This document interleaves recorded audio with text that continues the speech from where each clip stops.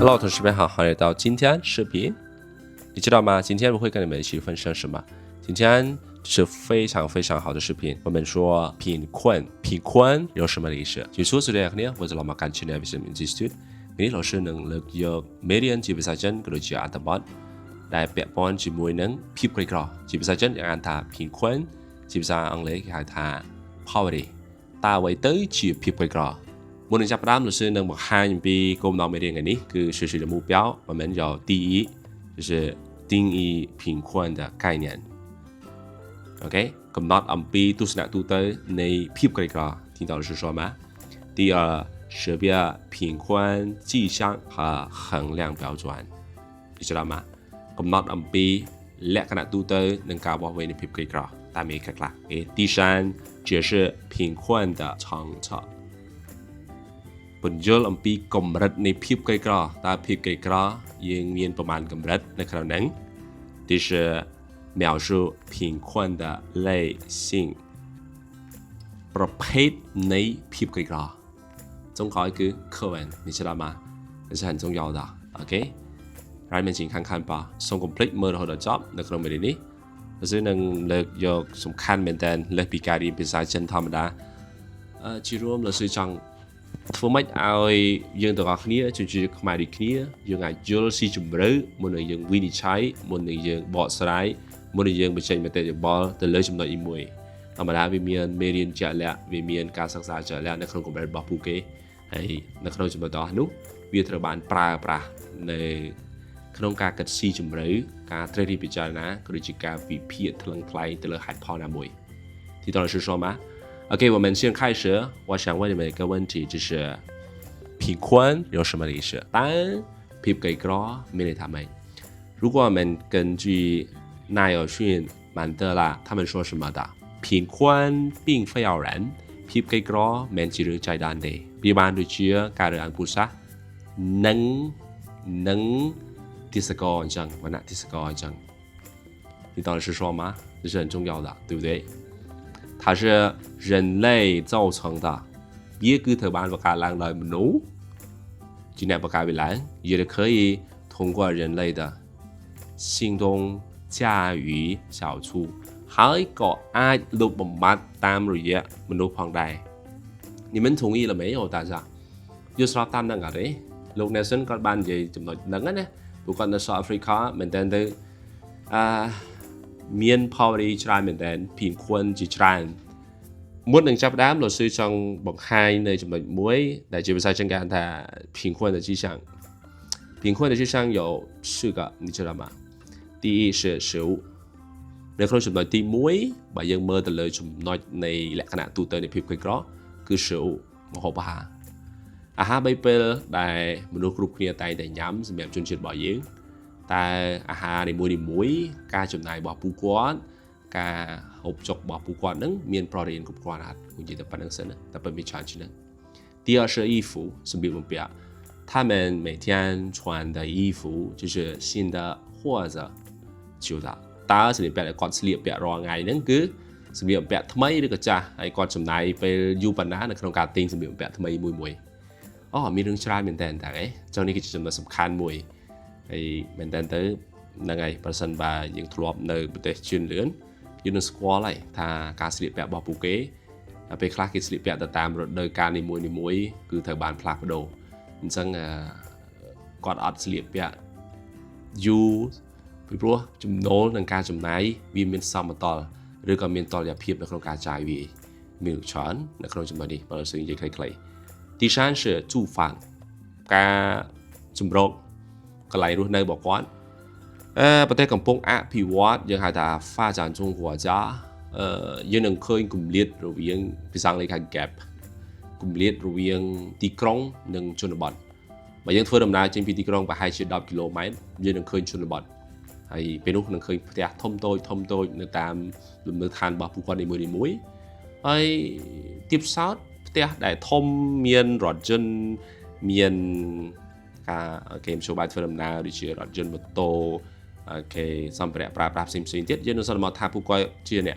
មានចំណូលច្រើនល្អជាងហើយអ្នកមួយចំនួនទៀតគាត់ពុំមានដូចផ្ទះតូច nghe được tôi rồi hai thì xem tiền anh lúc biết mơ khơi chả sai mà còn bên đấy bây giờ là khi từ chân từ Korea từ Japan chân cái nơi miền kẹp này riêng chân là bọt đừng tí cống á còn bên đây bây giờ nơi Korea với mà nói phía đó cứ được sao phụ quạt apartment hay phía sau là condo hay cả sự liệp bịa ok rồi chân xem thôi đầm đá cứ bị đôi kia dân dân ở tại cầm nọt bàn tha nè nắng còn cái chuyện miên với cái nẹt rồi giờ thì chỉ cần bật quạt mũi đại dương ai săn bọt bàn 第十就是医疗，医疗是什么？การถ่ายทอดสุขภาพนี่ก็是什么สำคัญแต่เราสื่อช่องจำริบจูนนะโอเค是医疗对不对嘛การถ่ายทอดสุขภาพตาchỉรอค่ายกอดเช็ค follow up สุขภาพกอดกลมรัดประมาณดองขนมมวยค่ายขนมมวยชน้ำให้การจำหน่ายและการตูเป็นสุขภาพบอกว่านั่งจำหน่ายชานกับบริษัทหน้าอันนั้นก็จีสำหรับมวยสำคัญได้มีเรื่องชานปันได้เราสื่อสำเร็จใคร整本身吧，如果我们说贫困的迹象，我们有的是个，对不对嘛？这个第一的是书，第二衣服，第三住房，第四医疗，你知道吗？这是很清楚了。OK， 这里是什么สำคัญมวยแต่กับปันไตนี่คือชื่อละขั้นตัวแต่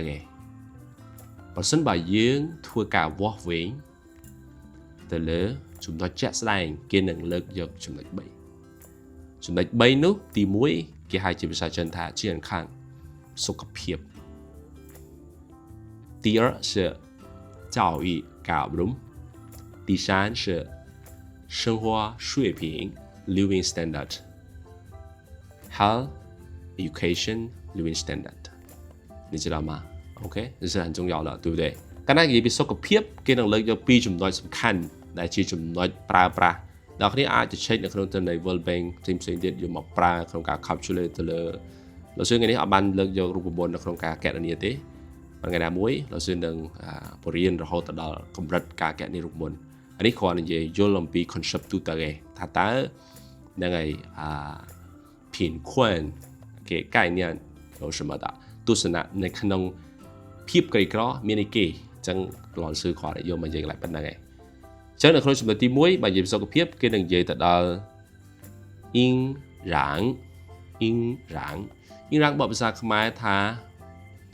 អូខេសារធាតុចិញ្ចឹមតើអាហារដែលគាត់ហូបចុកទៅមានសារធាតុចិញ្ចឹមគ្រប់គ្រាន់អត់នេះជាចំណុចសំខាន់ប្រទេសអ្នកមានឬក៏យើងនិយាយថាតាហ្វាគួរចាពីច្រើនមនុស្សធំខ្ពស់ដោយសារតែការចំណាយទៅលើនាវណាយដូចជាទៅដោះគោអីវាថោកវាធូរថ្លៃណាអញ្ចឹងកូនពូគាត់ជំនាន់ក្រោយនេះគឺធំហ្នឹងហើយខ្ពស់ធំហើយបើសិនជាយើងងាកមកប្រទេសហ្វាចានជុងគួរចាវិញប្រទេសកំពុងអភិវឌ្ឍ developing country កម្ពស់របស់ពូគាត់គឺតូចអត់សូវខ្ពស់ខ្លាំងទេវាមិនមែនជា genetic របស់ពុកម្ដាយទេក៏ប៉ុន្តែពាក់ព័ន្ធជាមួយនឹងការហូបចុករបស់គាត់សារធាតុចិញ្ចឹមគ្រប់គ្រាន់អត់ទីដល់是什么第二是什么是儿童死亡率儿童死亡率是什么意思的អូខេគឺសំដៅទៅលើកុមារដែលកើតមកគឺងាយនឹងរងបញ្ហាការបាត់បង់ជីវិតវិញក្នុងកម្រិតក្នុងអត្រាប៉ុន្មាននេះជាចំណុចសំខាន់ណាស់គ្នាអញ្ចឹងលោកsưសូមលើកខ្លីៗងាកទៅមើលចំណុចទី2នៅក្នុងការบอกរបស់យើងគឺ education គឺ教育你知道吗教育很重要对不对吗那个国家给这非常重要这个人们的教育一看就懂了这是什么如果他们的教育很标准如果的不标准不知道了一看那个情况这个发生的时候不知道这是什么 OK ពេលគាត់ឃើញហេតុផលមួយកើតឡើងរឿងរ៉ាវមួយកើតឡើងគាត់ដឹងថាជាអីអានោះដោយសារតែការអប់រំជាមួយសំខាន់ពេលដែលការអប់រំមួយ standard វានឹងអាចផ្ដល់លទ្ធផលល្អច្រើនជាក្នុងចំណុចនេះយើងនឹងផ្ដល់ជាសំខាន់ទៅលើ教育程度教育程度是什么意思的教育程度គឺសំដៅទៅលើនឹងឯលទ្ធផលការចូលរៀនការចូលសាលាអ្នកដែលបានចូលសាលាមានប្រមាណភាគរយមានចំនួនប្រមាណអានឹងក៏ជាចំណុចសំខាន់មួយដែរដែលយើងត្រូវប្រើប្រាស់អូខេ第二是什么是入学率អត្រាអ្នកដែលចូលរៀនអ្នកបានចូលរៀនកំពុងតែចូលរៀនណាអញ្ចឹងមែនតើទៅ入学率នេះគឺសំដៅទៅលើអ្នកដែលកំពុង process លើការរៀនហើយ教育程度គឺសំដៅទៅលើ nét đài bù quan bàn riêng hai ấy thì là so chế này chưa tới này không là gì bỏ giếng cứ ban cầm nọt âm pi bật tê tu tới chỉ một số cứ thời bàn riêng là không có bật thầm sơ ra sự chú gì cái không sai chấn这个小写不是中写高写大写你知道吗这重要的 OK นี่คือจุดสำคัญจังเราซื้อสมเลิกปันนั้นจุดน้อยจงกล้าอีกที่จุดสำคัญมวย我听过每个人他们说的生活的水平但是他不知道生活水平有什么的你知道吗这个生活水平这个绝对翻译 standard ในการรู้เนื้อ standard รู้เนื้อบทฐานในการรู้เนื้อจะเป็นภาษาเขมรนะบางอย่างสมัยงี้สูยุ่你知道吗有什么的第一就是我们说电力 electricity ตาមានភ្លើងប្រើប្រាស់គ្រប់គ្រាន់ដែរជនបទទីក្រុងមិនដែរការប្រើប្រាស់ភ្លើងអូខេនេះជាចំណុចសំខាន់មួយ下个是什么是饮用水饮用水是什么翻译啦饮用水就是 drinking water ទឹកហូបចុកដែលគាត់ផឹកទទួលទានប្រចាំថ្ងៃគឺជាប្រភេទទឹកស្អាតដែលត្រូវបានចម្រោះត្រូវបានចម្រាញ់របៀបម៉េច下个是什么是住房ហ្នឹងហើយដូចខាងលើដែរអូខេផ្ទះ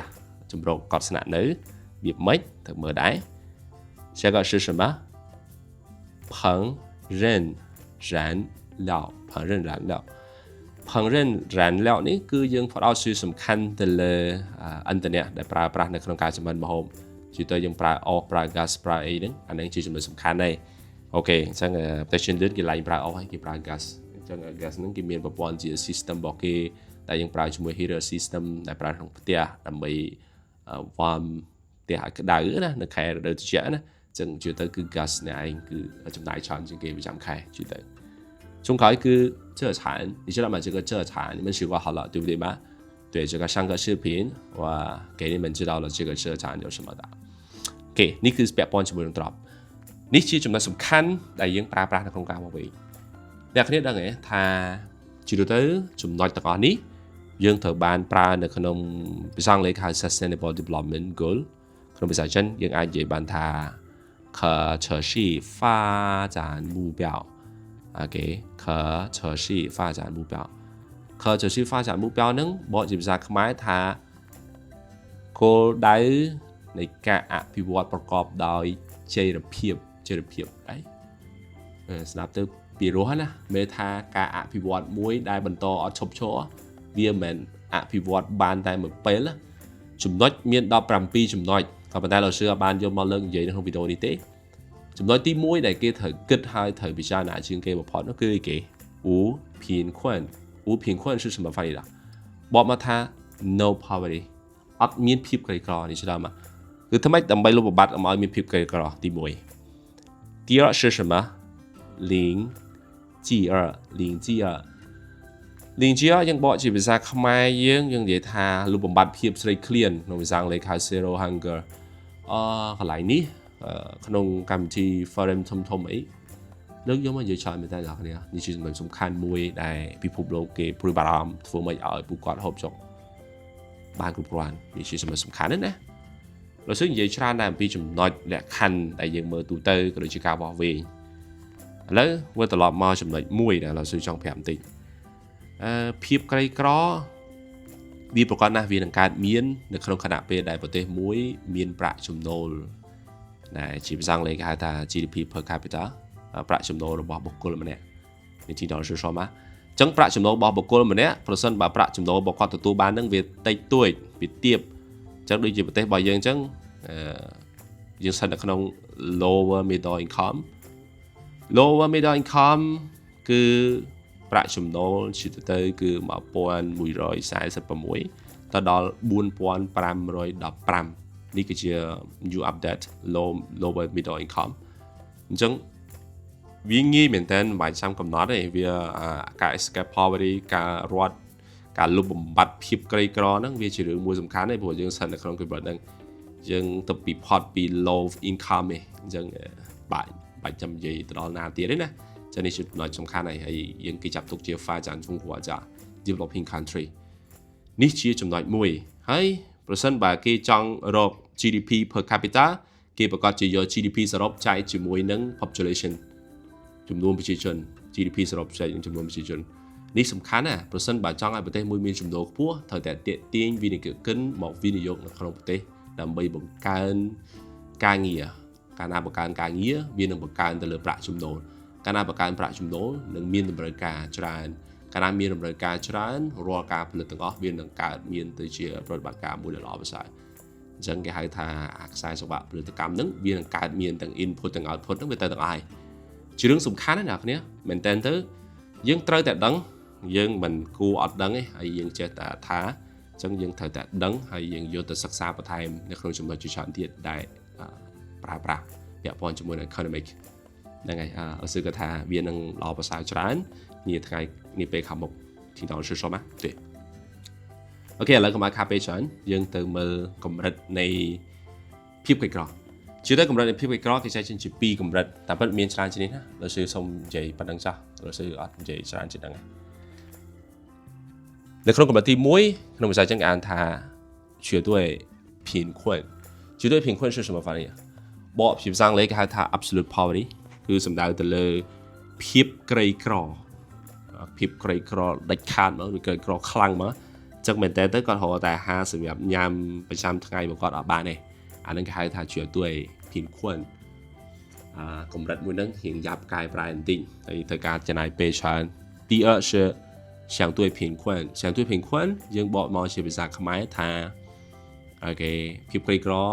ដែលធៀបទៅនឹងអ្នកមានគេហៅថា relate poverty relate poverty ហ្នឹងគឺជាទៅវាមិនបញ្ហាចោលទេប៉ុន្តែគូនិយាយដល់រសើបនិយាយដល់ចំណុចនេះយើងខ្លះគាត់មើលសភៅច្រើនឬក៏គាត់បានសិក្សាអំពី economic គាត់ប្រហែលជាគិតទៅដល់រឿងមួយថាចុះរសើបនិយាយអញ្ចឹងមានចំណុចខ្លះនៅទីក្រុងក៏មានអ្នកក្រដែរប៉ុន្តែនៅគេនិយាយថាជា urban poverty ហើយនិង rural poverty កំណត់ខុសគ្នាច្រើនណាស់អញ្ចឹងបើមានសំណួរមួយសួរថាប្រទេសកំពុងអភិវឌ្ឍនិងប្រទេសដែលអភិវឌ្ឍហើយវាខុសគ្នាមិនចាំជួបគ្នានៅវីដេអូក្រោយចាំមើលសើនិយាយអានឹងឲ្យច្បាស់តើប្រទេសកំពុងអភិវឌ្ឍនិងប្រទេសដែលអភិវឌ្ឍហើយវាខុសគ្នាមិនអូខេទីតោះ是说吗对អូខេនេះគឺជា level ក៏ប៉ុន្តែបុព្វហេតុឬក៏ប្រភេទនៃ poverty គឺចែកចេញជា3ទី1គឺ奥法性贫困奥法性贫困奥法性贫困是什么意思的就是通常是由于自然灾害的引起的对ចឹងជាទៅគឺត្រូវបានកើតឡើងតាមរយៈបញ្ហាធម្មជាតិគ្រោះទុរភិក្សមហន្តរាយកើតមានឡើងដោយចៃដន្យចំណុចនេះលោកsưគាត់ថាអាចឈរវាតាំងទៅដោយជំនួលអាចដេកតាំងទៅលើពេលវេលានៃក្នុងការកើតឡើង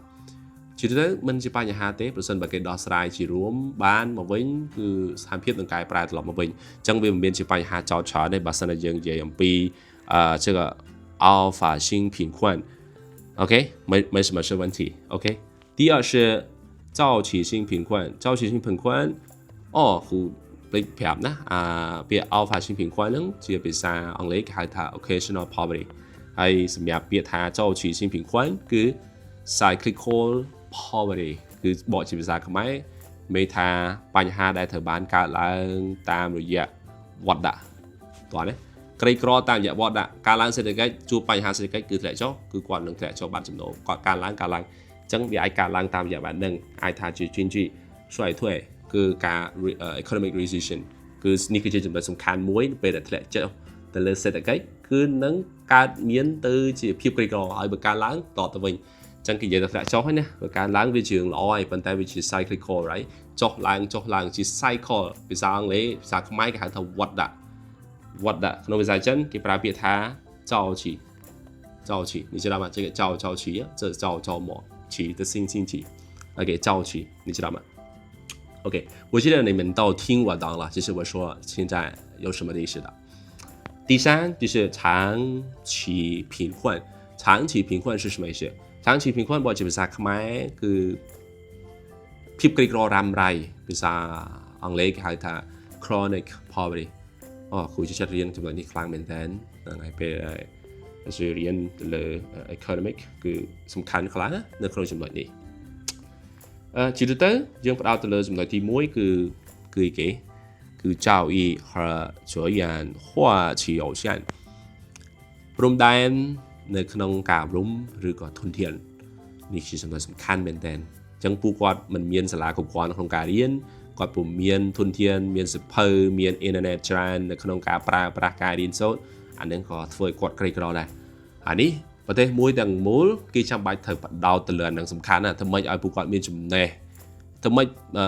អ្នកគ្នាបានមើលនៅក្នុងមេរៀនរបស់លោកសឿណាគឺ socialization ណាអានឹងជាសំខាន់មែនតើអញ្ចឹងសង្ឃឹមថាហ្នឹងហើយបានមើលវាចប់ហើយអាចយល់បន្ថែមតែប៉ុណ្្នឹងក៏ជាចំណុចសំខាន់មួយដែរ第二是什么是歧视យើងបកមកថា discrimination នៅក្នុងសង្គមមួយដែលត្រូវបានបែងចែកវណ្ណៈបែងចែក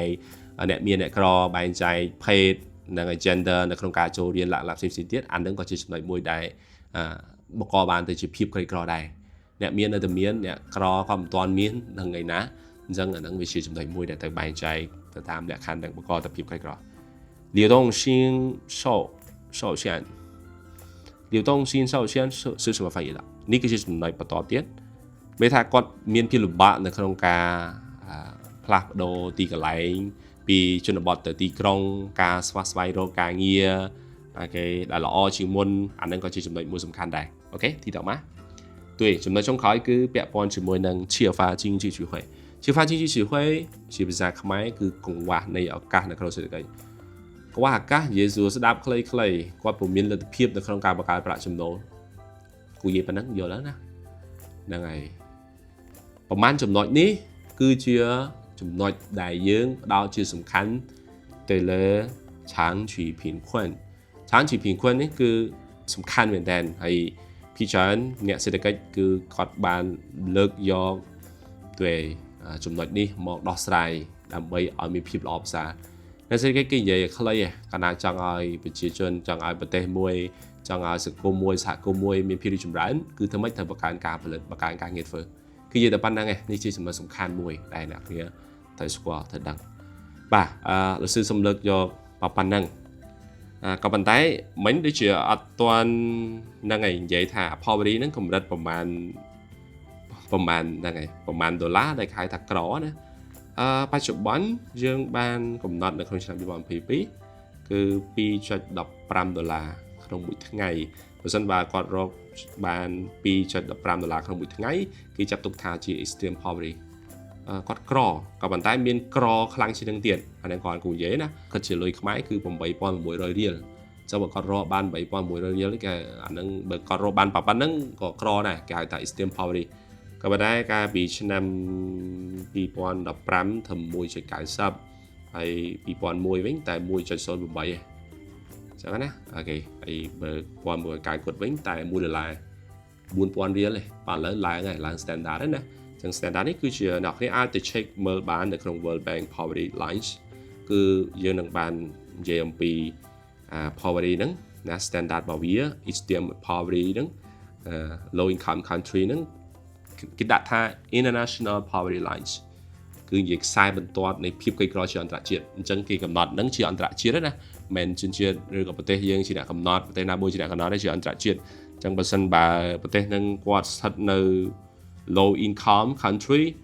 line របស់គេគឺនឹងត្រូវកំណត់នៅក្នុងព្រំដែនប៉ុណ្ណឹងតោះនិយាយហើយបើសិនបើគាត់បានត្រឹមតែ 0.50 ណាដុល្លារណា 0.50 ណា50សេនហ្នឹងឯងមែនតើទៅនោះគេហៅថាជាក្រកម្រិតខ្លាំងហ្មងអង់គ្លេសគេហៅថា ultra poverty ultra poverty ហ្នឹងគឺជាកម្រិតធ្ងន់ធ្ងរហើយมันអាចនៅក្នុងការដោះស្រាយបានច្រើនទេអូខេលោកស៊ឺមានប៉ុណ្ណឹងសម្រាប់លក្ខណៈទូទៅនៅក្នុងការ introduce ទៅលើមេរៀនតែម្ដងអូខេអញ្ចឹងជួបគ្នាទៅលើអត្ថបទភាសាចិនតែម្ដងថាយើងនឹងនិយាយខ្លះបន្តទៀតOK，大家就是贫困，你知道吗？我们先开始读的课文，就是我们常常就翻译的声色，对不对？មុននឹងចាប់ផ្ដើមនៅក្នុងការអត្ថបទជាទៅយើងមើលទៅលើពាក្យជាសំខាន់សិន很多人他也不知道这学习的中文怎么样对我来说学习中文不是很难如果呢每天你付非常喜欢练习继续的练习的，你知道吗？什么的外语都是很重要，如果你有的清楚的目标បើសិនបើអ្នកមានគោលដៅច្បាស់លាស់រៀនអីក៏សំខាន់ដែរហើយក៏ងាយស្រួលដែរហើយបើសិនបើមានយើងអត់ស្រឡាញ់យើងអត់ចូលចិត្តឬគឺថាទោះមេរៀននឹងល្អប៉ុណ្ណាក៏ដោយបរិញ្ញាបត្រកម្រិតណាក៏ដោយក៏មិនអាចយល់បានដែរទីដល់是说吗ហ្នឹងហើយយ៉ាងភាសាអីក៏ដោយអត់សំខាន់ថារៀននៅទីណាសំខាន់អ្នករៀនជានរណាគេបើសូមនិយាយសំណួរមួយហ្នឹងណាអ្នករៀនជានរណាគេអូខេ第一个生成是贫困คือ poverty ភាពក្រីក្រ面臨翻譯什麼ប្រឈម社會សង្គម表現為បង្ហាញ缺乏คือกង្វះខាត聽到是說嗎對不對貧困面臨社會表現為缺乏貧困是當今世界面臨的重要社會問題之一聽到嗎គេថាម៉េចភាពក្រីក្រគឺជាបញ្ហាមួយនៅក្នុងចំណោមបញ្ហានៅក្នុងសង្គមដែលសំខាន់ដែលកំពុងតែប្រឈមនៅលើពិភពលោកនាពេលសប្តាហ៍ថ្ងៃអូខេ听到是说吗比較重要的社會問題呢គឺសំដៅទៅលើបញ្ហាសង្គមសំខាន់ឬក៏ចាំបាច់重要呢គឺ important ចឹងនិយាយភាសាចិនគេហៅថា重要 OK 你听到的是说吗这个重要对他不仅表現為收入不足វាមិនត្រឹមតែបង្ហាញអំពីប្រាក់ចំណូលដែលមិនគ្រប់គ្រាន់ហើយ包括教育翻譯什麼មិញរៀនហើយណា教育គឺការអប់រំ education OK 醫療和生活水平的缺乏ហើយក៏វាបង្ហាញអំពីការខ្វះខាតនៃការអប់រំការថែទាំសុខភាពនិងកម្រិតស្តង់ដារនៃការរស់នៅ你听到是说吗这是很好的នេះជាចំណុចសំខាន់មួយបើសិនចង់ប្រាប់វិជ្ជាករមួយជាទៅប្រហែលជាដល់គ្នាស្គាល់ច្រើនហើយឬវិជ្ជាករកុំធុញណាតែប៉ុន្តែនេះជាចំណុចសំខាន់ហើយរៀនភាសាបរទេសត្រូវតែចាំវាជាចាំបាច់ណាអូខេពាក្យថាពូជីន什么什么ហើយនេះគឺជាវិជ្ជាករដែលយើងប្រើប្រាស់ជាទៅអ្នកគ្នាដាក់ subject នៅមុខពាក្យពូជីនហើយខាងក្រោយវាអាចដាក់ណាគេរិស័ព្ទអីចឹងទៅឬក៏អាចដាក់ជា形容詞បកជាភាសាខ្មែរថាគុណនាមអានឹងអាចប្រើបានទូទៅអ្នកគ្នាណាហើយដាក់កម្បាមកហើយដាក់ពាក្យហើយនេះគឺជាទម្រង់របស់វាហើយខាងក្រោយវាដូចគ្នាអ្នកគ្នាដាក់ទៅដាក់គេរិស័ព្ទណាតុងឈរពីនគេ这个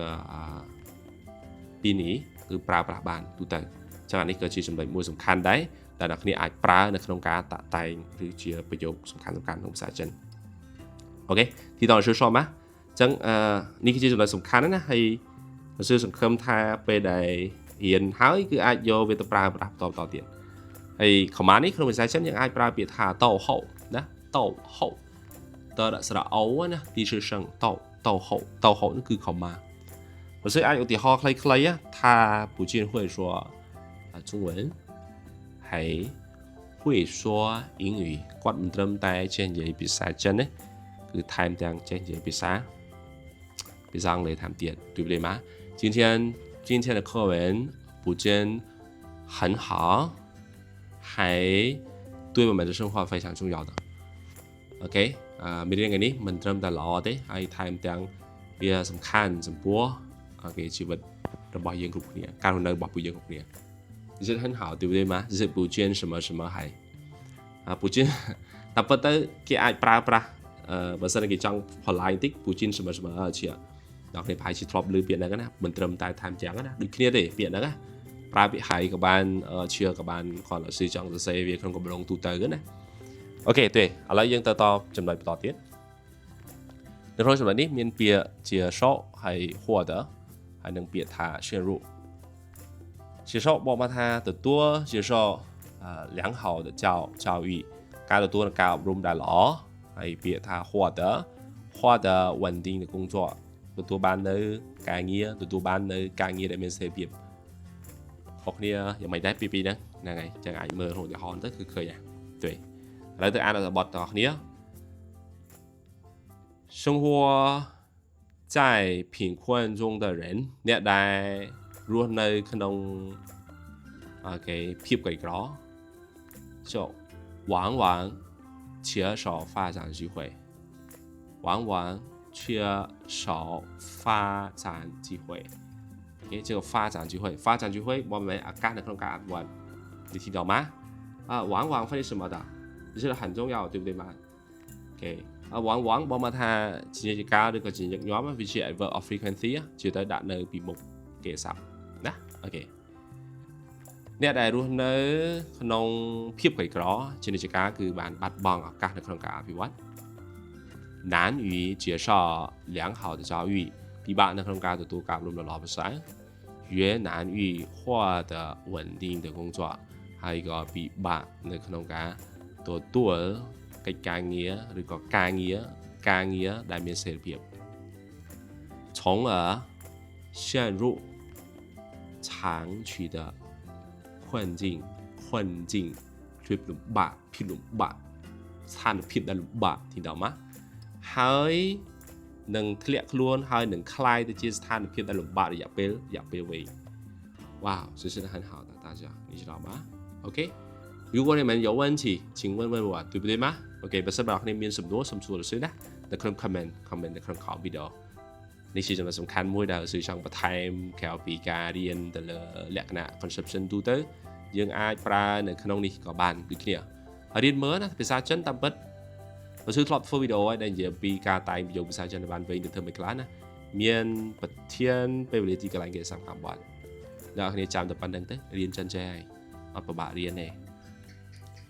អូខេយើងមកងាកមើលចំណុចចុងក្រោយរបស់យើងតែម្ដងនៅក្នុងមេរៀនតែម្ដងទី1គឺពាក្យថា对是政府រដ្ឋាភិបាលទូចគឺស្ថាប័ន共同ជាមួយគ្នា together ណាអូខេ这个共同的努力ខិតខំទាំងអស់គ្នា对不对吧是改善គឺធ្វើឲ្យប្រសើរឡើងសង្ឃលេខ improve អូខេ就是体系គឺ system ប្រព័ន្ធ拜托ហ្នឹងគឺសំដៅថាលុបបំបត្តិអូខេទីតើ是什么អាចស្មើភាសាអង់គ្លេសមួយទៀតគឺ escape ជឿទៅបើគេរៀនសេដ្ឋកិច្ចគេច្រើននិយាយពី escape poverty ការលុបបំបត្តិភាពក្រីក្រអញ្ចឹងគេប្រើពាក្យហ្នឹងដែរ是拜托对吧 OK 你们请看一下吗这是有什么的为了减少贫困ដើម្បី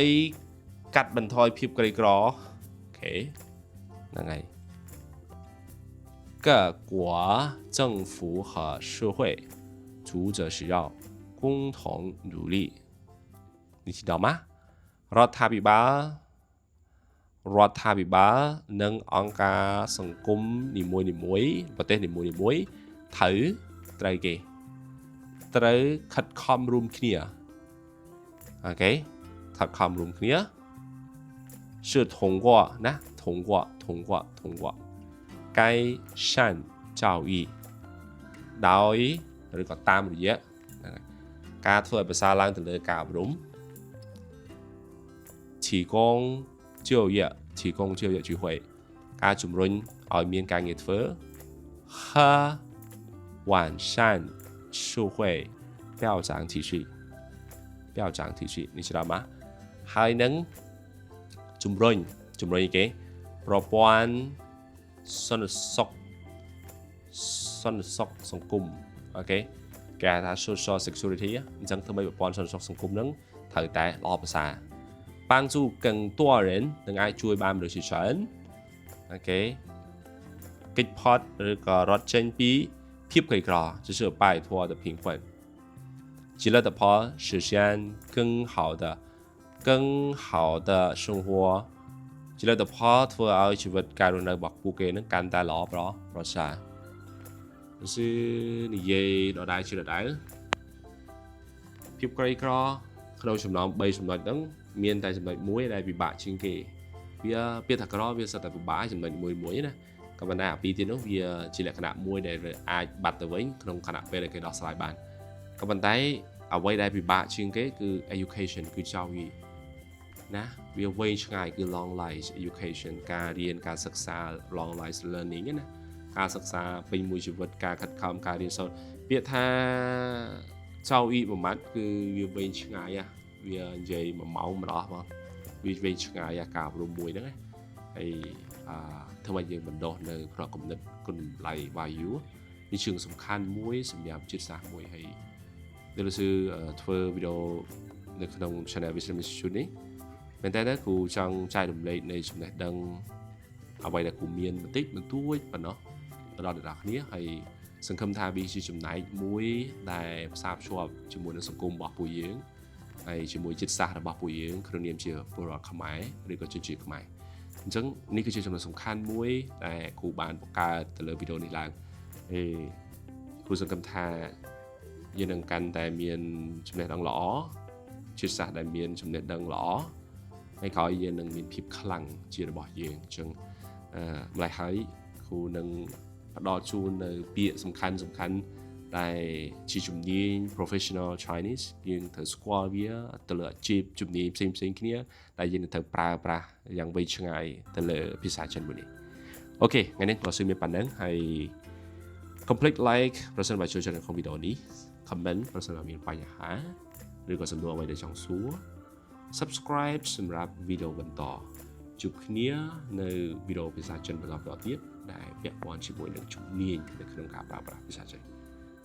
谢谢大家拜拜再见